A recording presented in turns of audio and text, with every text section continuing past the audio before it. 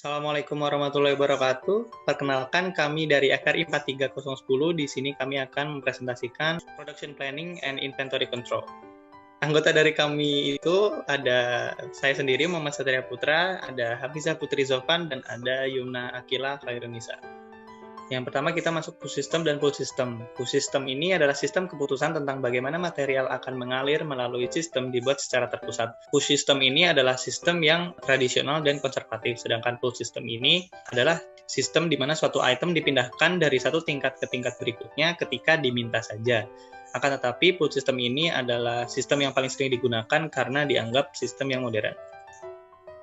Selanjutnya yaitu hubungan modul 0 sampai modul 5. Yang pertama, jika dilihat pada oleh pada modul 0 itu kita mengidentifikasi struktur produk, membuat APC, BOM, dan menghitung waktu baku yang akan digunakan untuk perhitungan pada modul selanjutnya. Setelah mengidentifikasi beberapa komponen tersebut, pada modul 1 kita melakukan proses agregasi, peramalan, dan memverifikasi peramalan tersebut.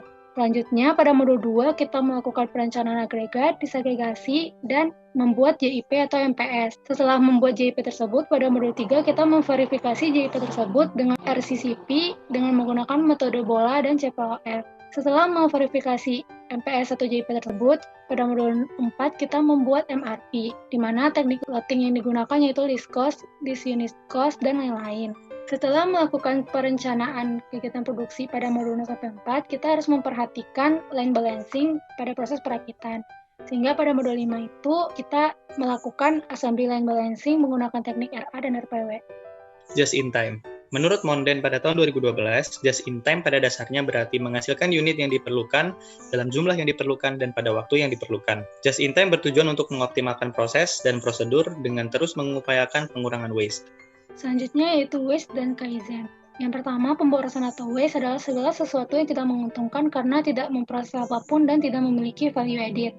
Jenis-jenis waste menurut Hirano 2009, yang pertama defect, kecacatan produk, yang kedua overproduction atau produksi berlebih, yang ketiga waiting atau waktu menunggu, yang keempat wasted human potential yaitu ketika tidak menggunakan potensi manusia sebaik-baiknya, yang kelima transportasi yaitu ketika tata letak pabrik yang buruk, yang keenam yaitu inventory, yaitu pemborosan persediaan. Yang ketujuh yaitu motion, yaitu pada gerakan operator. Yang kedelapan overprocessing atau kegiatan atau proses yang berlebihan.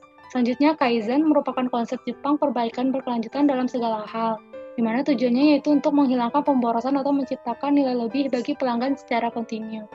Selanjutnya yaitu alat-alat just in time. Yang pertama yaitu Kanban. Kanban merupakan salah satu tools dari just in time yang berarti tanda atau disebut juga kartu, sinyal, ataupun plakat yang digunakan untuk mengendalikan proses kerja yang berurut. Terdapat dua jenis Kanban, yaitu yang pertama Kanban pemesanan produksi yang dibagi lagi menjadi dua, yaitu Kanban produksi untuk produksi selain produksi lot, kemudian Kanban triangular yaitu untuk produksi lot. Selanjutnya yaitu Kanban penarikan, di mana Kanban penarikan ini terbagi menjadi dua juga, yaitu interprocess withdrawal dan supplier Kanban. Selanjutnya yaitu 5S. Prinsip 5S digunakan untuk menciptakan dan memelihara agar tempat kerja menjadi teratur, bersih, aman, dan memiliki kinerja tinggi. Di mana 5S ini merupakan singkatan dari 5 bahasa Jepang. Yang pertama yaitu seiri atau ringkas, di mana ini berarti menyortir atau memilah barang-barang yang tidak diperlukan. Kemudian yang kedua yaitu seiton atau rapi, di mana penata peralatan atau barang yang ada dengan rapi. Kemudian yang ketiga itu seiso atau resik, yang berarti menjaga kebersihan lingkungan tempat kerja. Dan yang keempat yaitu seiketsu atau rawat, yang merupakan prinsip memelihara kebersihan kerapian dari lingkungan kerjanya. Kemudian yang kelima yaitu shitsuke atau rajin, yang berarti prinsip ini merupakan bentuk kebiasaan dari setelah melakukan 4S sebelumnya. Selanjutnya yaitu Pokayok. Menurut Kumar dan Suresh, Pokayok secara harfiah berarti mencegah kesalahan, di mana pemeriksaan kesalahan tersebut dilakukan melalui penerapan alat sederhana dan murah yang dirancang untuk menangkap kesalahan sehingga tidak menjadi cacat. Selanjutnya yaitu Visual Factory. Visual Factory adalah sebuah alat untuk mengembangkan, mempertahankan, dan meningkatkan visual pada pabrik yang akan menghasilkan pembuangan atau pengurangan sejumlah besar. Tujuannya adalah untuk dapat memahami status area produksi dalam observasi singkat ataupun observasi sederhana. Nah, elemen Visual Factory dibagi menjadi dua, yaitu Visual Control dan Visual Display, di mana Visual Control akan mencegah cacat dan kesalahan, sedangkan Visual Display untuk berbagi informasi dan 5S dengan ruangan kerja dan pengaturan standarisasi. Sekian presentasi dari kami FRI 10. Apabila ada kesalahan mau dimaafkan. Wassalamualaikum warahmatullahi wabarakatuh.